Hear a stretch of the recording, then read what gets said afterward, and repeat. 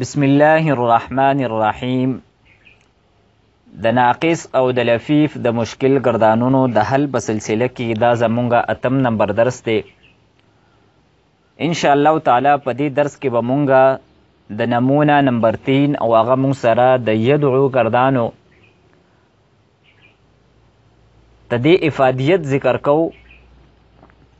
نو کوم طالب علم چې د یدعو گردان یاد کو نو دغه طالب علم د ناقص او د لفیف د ثلاثي مجرد د فعل مضارع معلوم هغه ټول گردانونه یاد کړل.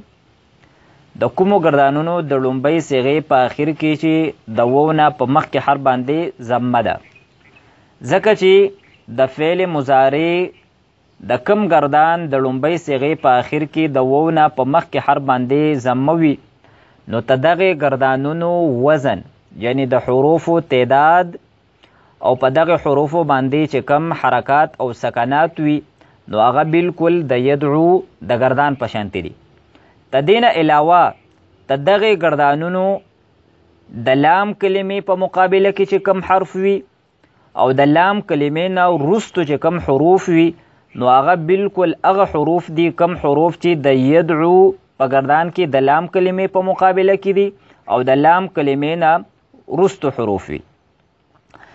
نمونه په طور باندې مونږه دا یو 2 الفاظ لیکلي دي، ینهو یتلو.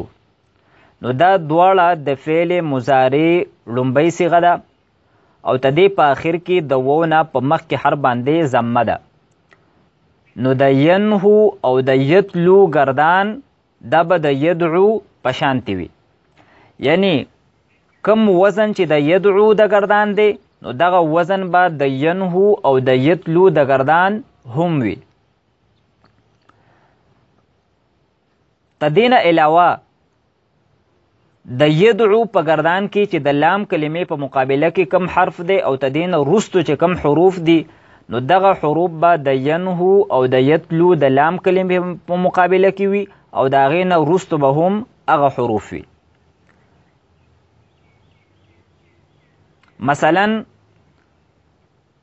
دا درې وانه مونږ سره د واحد صيغې دی، یدعو ینهو یتلو. نو د دې درې وانو وزن دا یو شانتي دی. څنګه چې په یدعو کې 4 حروف دي نو دغسې په ینهو او په یتلو کې هم 4 حروف دي او کم حرکات او سکنات چې په یدعو په دې لفظ باندې دي نو هم دغه حرکات او سکنات په ینهو او په یتلو باندې هم دي. د دې نه علاوه څنګه چې د یدعو د لام کلمې په مقابله کې وو دی نو داسې د ینهو او د یتلو د لام کلمې په مقابله کې هم وو دی. د یدعو نه موږ سره د تثنیې صيغه ده، یدعوانې، د ینهونه ده ینهوانې، د یتلونه ده یتلوانې. نو د دې درې وڼو وزن دا یو شانتي دی. د دې نه علاوه څنګه چې د یدعوانې د لام کلمې په مقابله کې وو دی او د دې نه وروستو الف او نون دی نو دغسې په ینهوانې او د یتلوانې د لام کلمې په مقابله کې وو دی او د دې نه وروستو 2 حروف دي، الف او نون. د یدعونه د جمع مذکر غایب صيغه موږ سره ده، یدعونه، د ینهونه ده ینهونه او د یتلونه ده یتلونه. نو د دې درې وڼو وزن دا یو شانتي دی. او څنګه چې په یدعونه کې لام کلمه دا حذف شوې ده او د دې نه وروستو 2 حروف دي، وو او نون، نو دغسې په ینهونه او یتلونه کې هم لام کلمه دا حذف شوې ده او د دې نه وروستو وو او نون دی.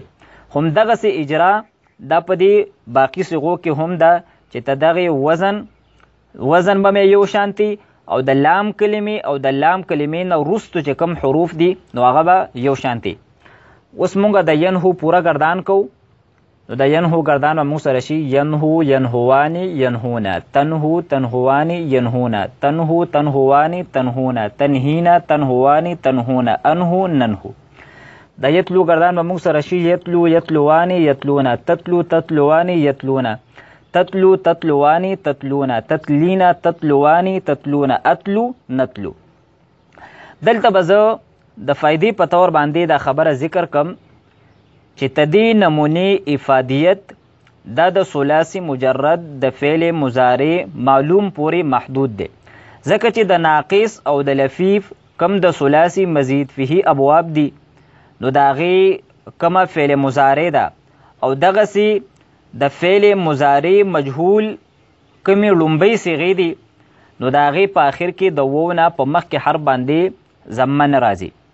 نو دا مونږ سره د فعل مضارع 3 نمونې شوې. لومبۍ نمونه مونږ سره وه د یرمي ګردان، دویمه نمونه مونږ سره وه د یرزوا ګردان او دریمه نمونه مونږ سره وه د یدعو ګردان.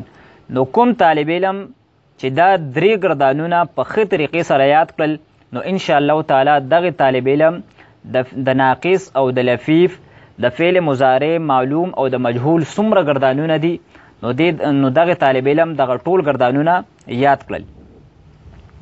تدین علاوه انشاءالله تعالی آینده دروسو کې به هم دغه 3 نمونې دا زمونږ په کار باندې راځي.